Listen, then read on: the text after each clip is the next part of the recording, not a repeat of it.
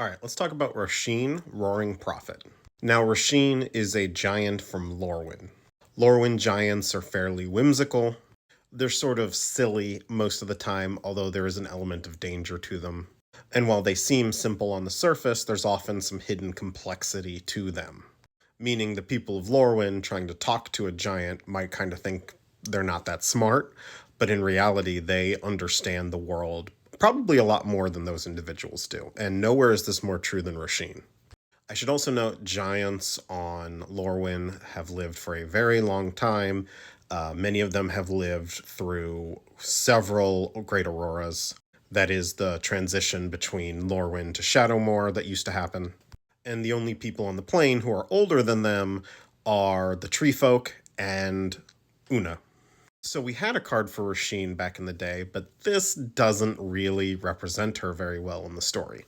So basically, in the story, we aren't introduced to Rosheen first. We hear about Rosheen from her two brothers, Brian and Keel. Keel did not get a card. Now, it's important to note that the giant's last name is not like a surname. Every so often, they go into this hibernation period called the name sleep, and when they wake up, they have a new name for themselves. So Brian Stout Arm, the Stout Arm came from a name sleep. Same with Meanderer here. Anyway, those two brothers lead the main characters of the Lorwyn story to Rosheen because she knows what's going on the plane.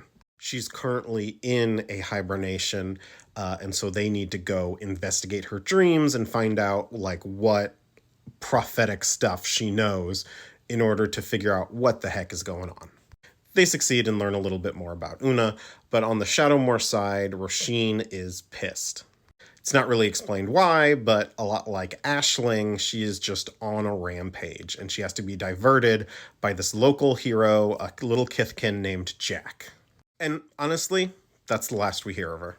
She does, however, I believe, live through the events of Shadowmoor, so she could still be alive on whatever Lorwyn is today.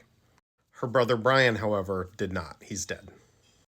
Her other brother, Keel, who has not gotten a card yet, he is still alive, though. Anywho, I've only got one more legend with existing history to cover from Modern Horizons 3. I'll see you tomorrow.